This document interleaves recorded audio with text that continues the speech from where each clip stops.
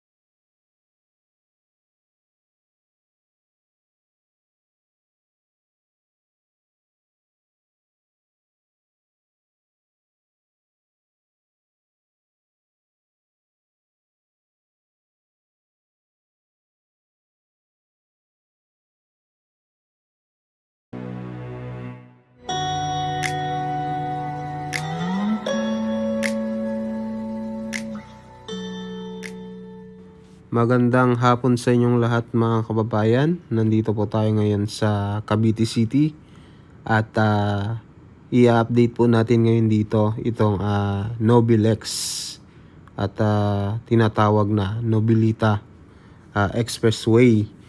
At ito nga po ay bypass road mga kababayan at magkokonekta po ito sa Cavitex.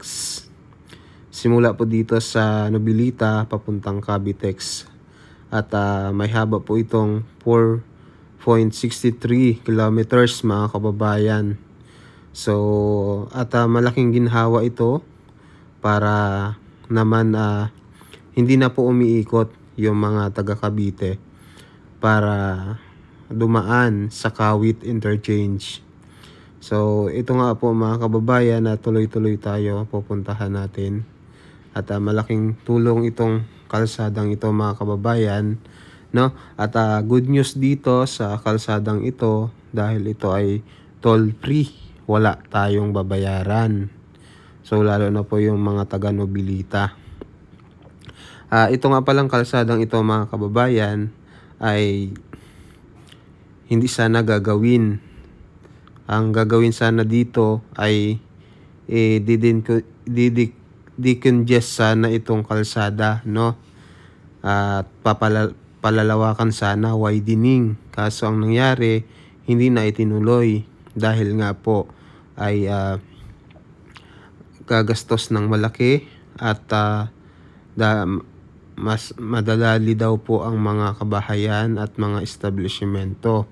So mas pinili na lang na doon ipadaan sa may mga bakawan papunta doon sa Cavitex at dadaan nga po ito ng dagat papunta doon po sa Cavitex sa may Kawit Interchange mga kababayan. So dito muna dadaan sa may mga dito nga po sa Manila Cavite Road. Diyan nga po dito nga po 'yan sa may mga bakawan mga kababayan. Diyan po dadaan, no? Itong Cavite ay ito nga pong Nobilita Expressway mga kababayan. Ayan, nabubulol na ako. Pasensya na kayo mga kababayan. So ayan, malapit na po tayo. Ayan, makakarating na tayo para makita nyo. Ayan, nandito na tayo mga kababayan. Nandito na tayo mga kababayan, no? Dito sa location ng Nobilex. Ito nga po yung kokonekta, no? At tatawid ng Manila Bay dito. At ito na nga. Dumaan siya sa may no? Sa may bakawan mga kababayan. So yung mga taga Cavite, may daanan na sila papunta doon. At ang alam ko mga kababayan, kukonect talaga ito sa Cavitex. Itong Nobilex. So ayan na po. So, bawal tayong pumasok. Papalipad na lang tayo ng drone mga kababayan para makita nyo. Tingnan lang muna natin ng saglit.